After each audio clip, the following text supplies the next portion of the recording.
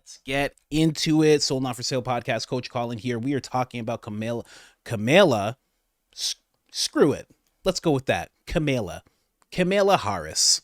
Hey, we're going with her failed idea, price controls. And I'm going to be showing you exactly why this is a bad idea. I don't want to go with the premise that it's just a bad idea because it comes out of her mouth. And believe me, if you just went with that ideology, you'd be right 98% of the time, okay? But we're actually going to break down why price controls are such a bad idea. We have Trump himself speaking on it a little bit. Various people, a professor's even going to talk about it. So by the end of this, you're going to understand price controls and why they are such a bad idea and how quickly they can bring about a failed nation. Just to touch on this, I mean, people wrote about this right away as soon as she announced it. Nobody was able to deny it on the left or the right. Obviously, I got 3 Joe Rogan clips where he's talking about price controls and how bad they are. But Kamala Harris's Soviet-style grocery price plan has no upside and will likely spark worse shortages since 1970s.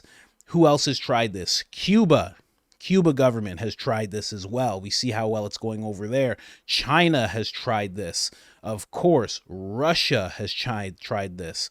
Of course, Chavez was jailing people who would not go along with this whole thing. He actually sent the military to businesses to make sure that they did stay in line with this whole thing and jailed whoever wouldn't. North Korea even tried this. So as you can see, this is not a good thing to be doing. I just wanted to show you guys that real quick. Now, let's get into the Joe Rogan clips, and then I'll break off some videos so you can understand the situation fully. Let's go. Good. Yeah. So good. Al Baghdadi. Die like a dog. We have beautiful dogs. That's the name of his special, is Beautiful Dogs. I know this sounds wrong because what I really want is I want the Republican policies for national security and other purposes to be in place and to actually focus on important things down the road.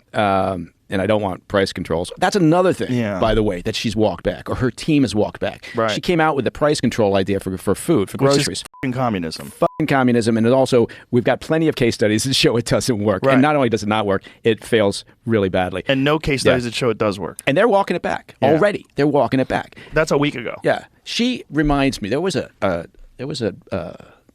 Peter Sellers, we talked about Pink Panther. There was a Peter Sellers movie called Being There. And she reminds me of his character in Being There, called Chance the Gardener. And he was basically just this dolt. But people kind of poured their ideas onto him, right? And then imagined that he was brilliant and insightful and a visionary. Right. Back to Cato. Yeah.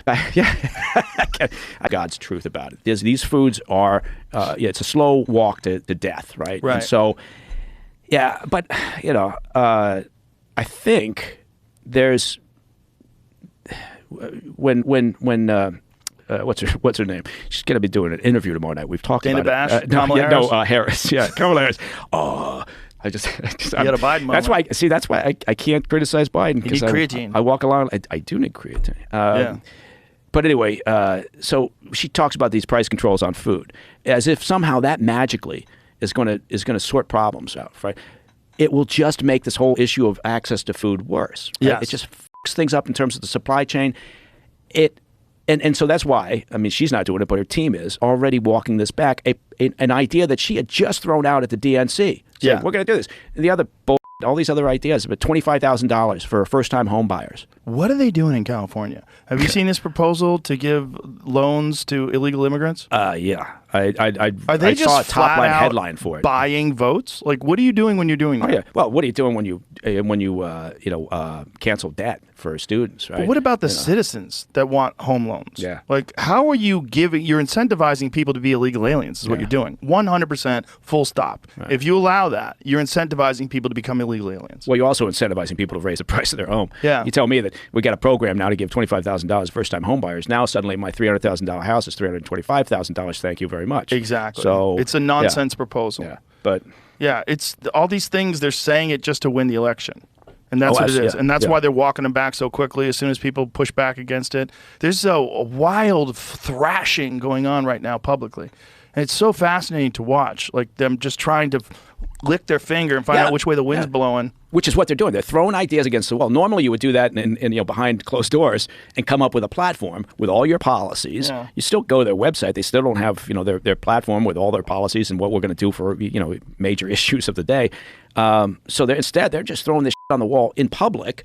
And if the public likes it, then they stick with it. If they don't, like with the price controls or the EV idea, then they back it off, right? In full view, right? As if we're just supposed to go with it.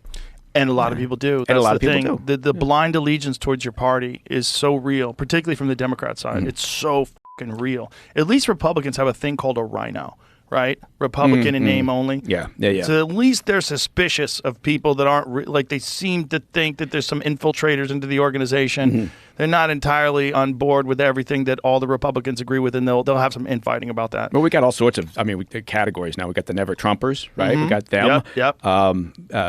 Outfits like the Lincoln Project, which, as far as I can tell, is just a grift, right? These guys have just figured out that there's cash to be made by lining up with the Democrats, right? And we can get all sorts of donations by saying, look, we're former Republicans and we'd never want Trump, right? There's money in those hills, right? Yeah, you can mine that for a while, and they've managed to. Especially politicians. Yeah. Which are not exactly the most. There's some fucking shenanigans going on there. I don't have to tell you. They're very disturbing.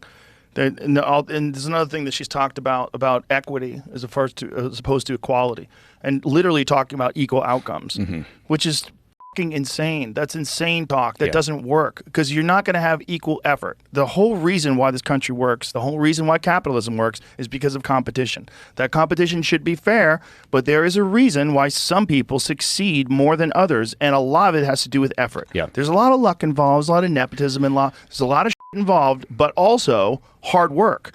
And if you want to have equality of outcome, you're going to have no incentive for people to work hard. Yeah. You know what? To that point, my youngest boy, Muggsy, was telling me, he came home from school. This was towards the end of last year, and he was kind of chuckling to himself. So, what are you laughing about? He goes, "Oh God, it was funny." And he talks just like this. He says, "Yeah, it was very funny."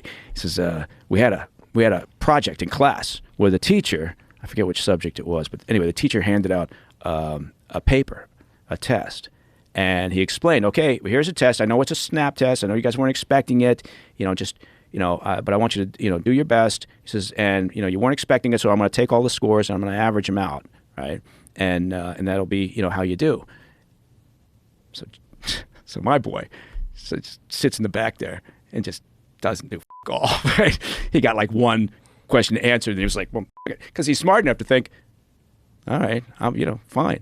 Well, if all we're going to do is take all the results and smush them together, then everyone's going to And so there were some people in there that were really pissed off, which was the teacher's point, right? Right. And when they found out what had happened, because they had really tried it and they'd gotten very good grades, and then there's Jack with like a 2 out of 100, and he gets the same result that they did. Exactly. He's like, look at me. So he said, no effort.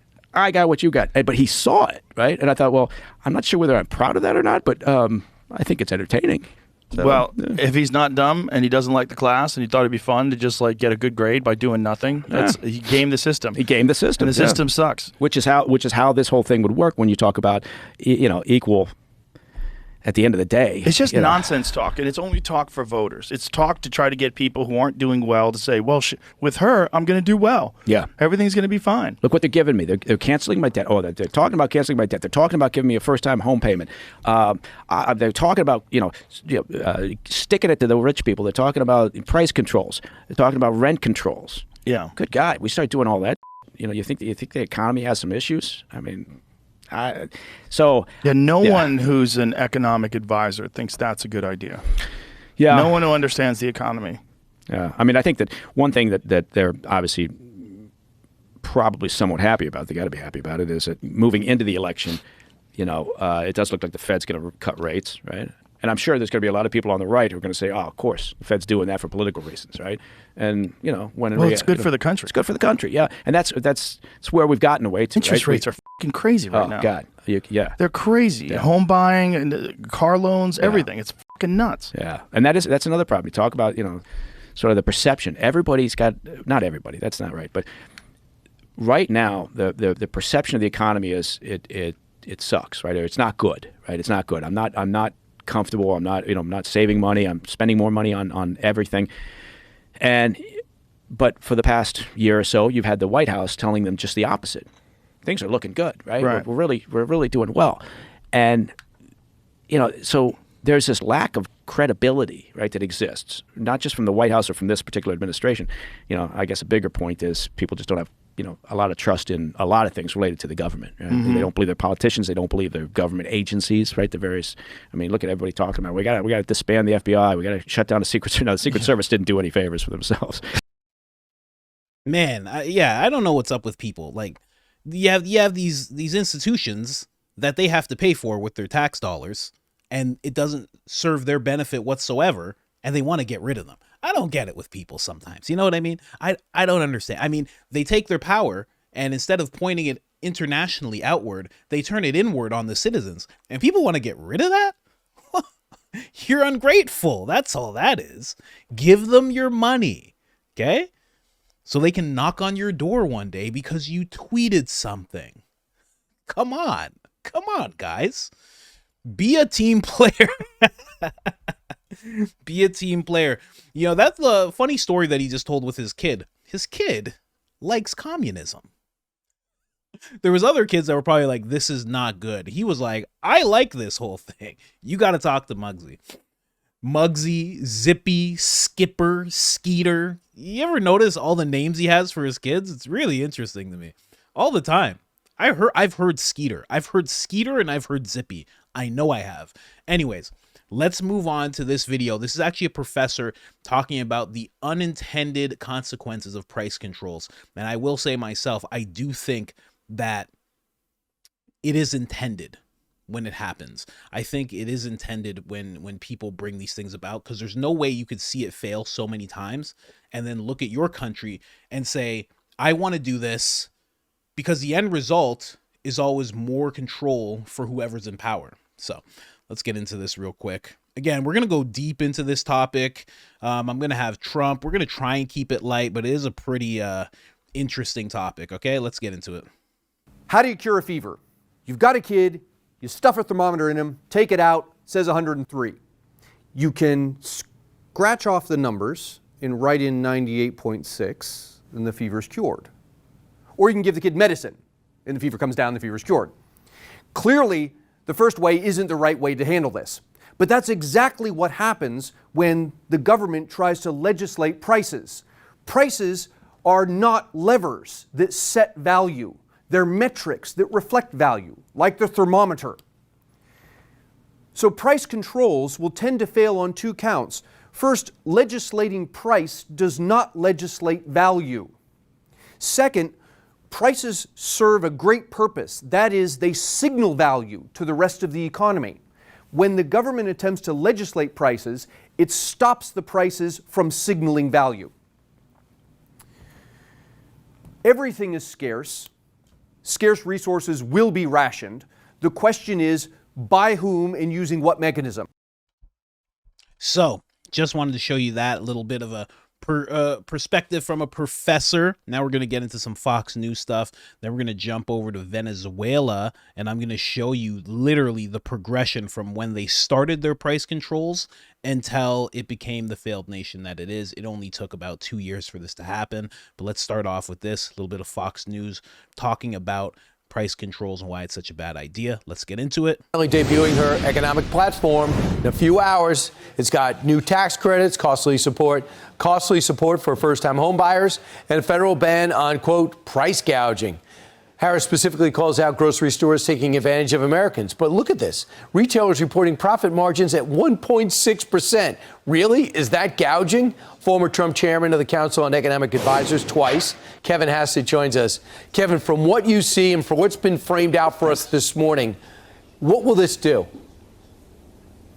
Like, for an economist, this is about the most terrifying proposal I've ever seen, because what Kamala Harris is saying is that the government needs to set the price of things. And she's starting with food, but I guess if they're going to set the price of food, they might as well set the price of everything else. They've also come out, you might recall, the Biden administration saying that they want to set rents, that they think rents are too high, so they're going to have the government decide what the rent for your apartment should be. This is absolute socialism, and it never ends well. If you go back and look at the countries that have tried this, like Cuba, Venezuela, Ukraine, back when the Soviet Union organized it, then it leads to famine and shortages. And I was just in Lisbon, Portugal, where they still have really aggressive rent control, and all of the apartments are empty because the people who own the buildings can't afford to rent them to people because the rent is so low. And so this is an absolute disaster. This is socialism at its highest. And the really chilling thing is that, think about it, it's right before the Democratic National Convention. She's the nominee. She should be trying to moderate her positions to appeal to swing voters, and instead she's going all in on socialism. So what it means is these people really are that way. These people really believe in socialism. They want to change this country, and they're willing to say it, up front right now. And it's astonishing to me that she would do that. But Kevin, here's how you could spin it. Don't you care about first-time home buyers? Don't you care that people have health care debt? Don't you care that students have, people in the workplace have student loans? And if you don't, you have no heart. You don't care about people. You only like rich people. That's the spin for people that want to push back on what she's presenting. Right, and the way to respond to that is to say that, geez, if you create a happy business environment, then people get jobs, they have high incomes, and they can afford stuff. If you want people to have cheap places to live, then you should stop the expansion or encourage the expansion of building into parts of the city that aren't zoned to have houses, and then you increase the supply of houses. There are a lot of things that you could do that make economic sense that help these folks, and it's not just having the government set things. Whenever the government set things, then what happens is that if you're friends with Hillary Clinton and Kamala Harris, then they're going to be sure that the prices for your stuff they're really good, and if there's a shortage, you're going to get it. But if you're an ordinary folk, then you're going to go to the grocery store, and it's going to be kind of like the drugstore where you got to go find someone to get you the razor blades because they're behind lock and key. There's going to be shortages, and it's going to be hard to get stuff, and the shelves are going to be empty. Make no mistake, in socialist country, the shelves are empty in the stores, and that's the country that Kamala Harris wants to give us. Then Venezuela, because that's what we're going to touch on next. By 2014, Venezuela entered an economic recession, and by 2016, the country had an inflation rate of 800%, the highest in its history. We're going to be touching on how that actually happened. These are clips from a while ago, a long time ago, just before they became a failed nation, because it happened like that. And guess what it started with? Price controls. Let's get into it. Today, President Maduro declared that his government would expand the price controls across all sectors of the economy. The government will implement this through this new Department of Fair Prices, which goes into effect tomorrow. Maduro said the department would send 1 million inspectors in the coming months to businesses across the country to make sure prices are not inflated. The government will also cap corporate earnings at 30%. Venezuela currently suffers over 50% inflation, the highest in the Americas. And Maduro has long accused business owners of speculating and hoarding products to destabilize his socialist government. As a lot of people know, last December, he sent the military to cut prices at appliance and electronic stores, which resulted in prices being cut by as much as 50%. Now, all sectors of the economy, including food, will be under tight control. Maduro's critics say that Venezuela's strict currency controls have caused this high inflation. But in his speech tonight, Maduro ruled out that there would be a devaluation of Venezuela's currency this year, signaling that his government will continue to have a tight control over the economy, at least for now. Hey, Martin, I want to ask you, this is not new, unfortunately. I mean, this is basically, you can call it socializing, you can call it sort of privatizing, at least from the government standpoint, these businesses. This has been the trend since he took office. What has the reaction been thus far? Well, the speech is not completely done yet, so we don't have a reaction yet. But most people, expected this because, Maduro said that he would continue to have the government have a strong influence over the economy. He has not stepped back. So this seems to be going according to plan in terms of the government having, the government controlling prices across all sectors. All right. So that's when it first started. Inflation's up about 50% at that point. And then here the man himself speaking on what he plans to do. And notice that even in that other clip, they started talking about how he's saying it's because people hoarding.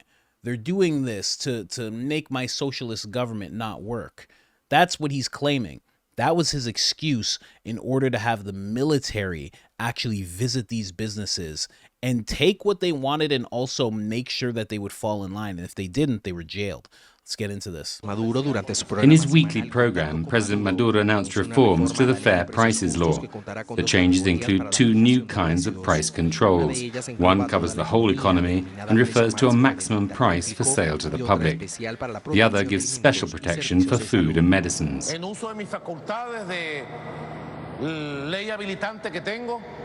Y en el uso de las facultades de la SUNDE de acuerdo a la ley de precios justos.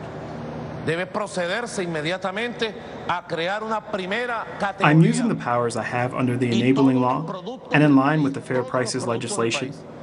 First, all products in the country should be subject to a strict maximum profit of 30% at each stage of the supply chain, as defined in existing legislation. Debe establecerse el precio máximo de venta al público a todos los precios de todos los servicios y de todos los productos. The president also announced new penalties for those traders who break the fair prices law and engage in price speculation. Increased fines will be applied directly to the company's gross income, and in some cases they could face prison sentences. Estamos aumentando las sanciones y ahora las sanciones van a ir al ingreso neto. We are increasing the penalties, and these will now be based on a company's declared income. So that this goes to the heart of the problem. With these new measures and the existing law, we bring order to the whole prices problem. Nobody is going to cheat us from now on. Con la ley y con estas nuevas acciones podemos regularizar todo el proceso de fijación de precios. A mí nadie me va a engañar. Maduro also referred to the need to regulate the world oil price, so that this is set by producing countries and not by market speculators. All these people cheering all ended up leaving. All of them. Or they're just starving, or they're just in a terrible squalor situation right now. So let's move on to the next clip, the next phase. Actually, wait, no, yeah, let's do this one first. Then we'll end it off with what Trump has to say about the whole thing. But let's go here, because this is what, you just saw that clip. This is what it ended up turning into. Listen to this. But a lot of Venezuelans are just focused on finding everyday essentials, talking about eggs and flour. Even toilet paper, very tough to come by in many stores in Venezuela right now. Alejandra Ora from CNN en Español joins me. Welcome back. Likewise. Thank you for having me. Hearing about the shortages, when did this start?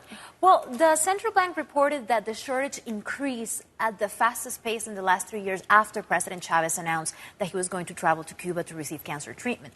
However, it's important to emphasize that President Chavez has yet to come back to Venezuela after the treatment and has not been seen in public since December 9th. After this announcement, the prices have skyrocketed. I think it's about an increase of 5.7% only in the month of December. And in 2012, it's at 20.1%. Why? Who's raising the prices? How can they do that? Are there not checks and balances? Well, the government and the private companies are blaming each other. Venezuela is pointing fingers everywhere. We have the government that's blaming the private companies of hoarding the products to destabilize the country and possibly provoke a coup because of what's happening with the government and President Chavez. Yes. But then we have the private companies in the opposition that are blaming the government for not providing a stable capital control and limiting the dollars to Venezuelans and other companies so they could purchase out of Venezuela. Is this nationwide? Is this just Caracas? Where is It's this? mostly happening in Caracas, but it's also throughout the whole country. It has a lot to do with inflation, but also there's something that we have to talk about, which is the price regulation that the government created last year. And let me show you an example. Let's talk about milk production. Milk producers, they can only receive 3.6 bolivars, which is equal to 84 cents per liter when selling their milk. However, the cost of production, it's 4.13, which is 96 cents. So on average, milk producers lose 12 to 13 cents every time they sell something. So you do the math. They don't want to keep making food. What about these, what are they called, arepas? Arepas, yes. Arepas. It's our national dish. What is that? It's basically a flour tortilla, and it's made with a flour called harina pan. That although it was created in Venezuela and it's the national dish of Venezuela, it's often out of stock in all the supermarkets. However, when they do have it in the markets, one of the things that they have to do is that they have to limit the purchases. So a household is only allowed to buy 2 bags of harina pan, which is a flour, per day. Per week, my bad. And if they don't do it, they're going to get a sanction. But each bag is approximately $10 to $13. You could get exactly the same flour in the United States here in any supermarket for under $3. So now the national dish is one of the most expensive ones in the country and pretty hard to find. So it's very, very interesting stuff. That is how it went down very quickly in Venezuela. And again, just like she said, they were pointing fingers everywhere, but the price controls were the thing that started all this. Inflation went higher and higher and higher. And the thing is, like I showed you all those clips at the beginning, it's been tried so many times and it never helps. And it always sends inflation through the roof. But here's the thing. Venezuela, at least that government, that person, he found, I want to say president, but I also want to kind of say dictator. That person, he decided to point fingers at the government like, oh, you guys are hoarding. You guys are hoarding. And because you guys are hoarding and you're destabilizing things, I'm going to send the military in and we're going to sort all this out. And then he's going to take even more control of everything. Oh, I had to take this from them because they were hoarding it all. That's all it was. It's really, really not a good thing. I don't know how else to break it down for you guys. It's a terrible idea. They say that they're walking it back, but they're actually not. They're just dressing it up with very nice language. They're just saying, you just need a cop on the beat. We just need a cop on the beat when it comes to all of this. Now we're going to end it off with President Trump saying what he thinks of this whole thing. Let's go. Grocery prices have skyrocketed. Cereals are up 26%. Bread is up 24%. Butter is up 37%. Baby formula is up 30%, flour is up 38%, and eggs are up 46%, and many items are up at much higher rates than that. Now Kamala is reportedly proposing communist price controls. She wants price controls, and if they worked, I'd go along with it too, but they don't work. They actually have the exact opposite impact and effect, but it leads to food shortages, rationing, hunger, dramatically more inflation. Their Inflation Reduction Act, by the way, was a disaster. It's what caused the inflation. Their Inflation Reduction Act was a con job. They actually admitted that it wasn't really for inflation that they did it. They don't know why they did it, but they named it the Inflation Reduction Act, which was a very nice name. Got approved based on that. Unfortunately, people didn't understand it. I understood it. I said that's going to cause tremendous inflation, and it did, among other things like energy. She's running on the Maduro plan. We call it the Maduro plan, like something straight out of Venezuela or the Soviet Union. This announcement is an admission that her economic policies have totally failed and caused really a catastrophe for our country, and beyond that, a catastrophe in the world. Man, Donald Trump hits it on the head. I mean, I know a lot of people, they hear what Donald Trump has to say, and it's usually, they feel like it's hyperbole. They feel like he's exaggerating. He's just trying to make her look bad. But in this situation, in regards to her policies, there is no exaggeration. These are terrible policies. And the fact that they've been tried all over the world, and she's supposed to be a world leader, and she hasn't had the foresight and a campaign of people around her to have the foresight to look around and say, has this worked anywhere? No, no, no, no, no. And still do it makes me feel like it's an intentional thing. I cannot hesitate to say that if she gets in power, it will be a problem. There will definitely be a problem with ideas like this. Because here's the thing. Once she's in, she's going to just start doing things. I mean, did you hear the clip where she said she's going to take patents away from businesses that don't go along with this whole thing? She's like, we'll snatch their patents. We'll take their patents. She's like, yeah, we can do that. We can do that if we have the will to do it. It's like, hey, are you crazy? What did you just say? Oh, man. But here's the thing. When it comes to this whole talk of communism, socialism, and all this stuff, everybody has to remember, and this is why it would do so many people so much good to read books like The Naked Communist and The Life of Karl Marx, The Life of Stalin, how all these things formed. They didn't just come out of the gate like, hey, here's communism. It didn't start like that. There's always an infancy. There is always a very small, slow drip infancy with these things. And when you start seeing how Cuba got started, how Soviet Union got started, how China got, when you start really looking at the infancy, because what people tend to do when they shoo this talk away is they see Kamala Harris and what she's doing right now, and then they look at the end result of communism and they go, that's not her. And it's like, yeah, yeah, obviously it's not her right now. It's in the infancy. You know, I don't think Trump's going to step into office and everything's just going to change. It's going to be like just this blanket of just, you know, pink mist that just changes everything. And everybody's just like, oh, then they check their wallet and money's just pouring out of nowhere. I don't think it's going to be like that. He's a step in the right direction. And then if you can have someone like a Vivek or Vance or Tulsi or RFK, if you can have somebody else who will carry probably not RFK, he'll be too old by then. But if you can have somebody else step in the place and take another step in the same direction Trump was going, then you can get onto a really good path. He only has 4 years. And on the other side of that, if you give the reins, listen, you gave the reins to Biden. Look at what happened. In 4 years, look at what happened. Now we're talking about his vice president and giving her 4 years, possibly 8 years. That's 12 years. A lot of destruction could happen in 12 years. If this is what happened to the border in 4 years, you see what I mean? It's the infancy of things. It can grow. She's a step in the wrong direction. That's all I'm saying. Anyway, TED Talk over. Guys, like, subscribe, turn on the notifications. It helps us tremendously. And other than that, I'm out.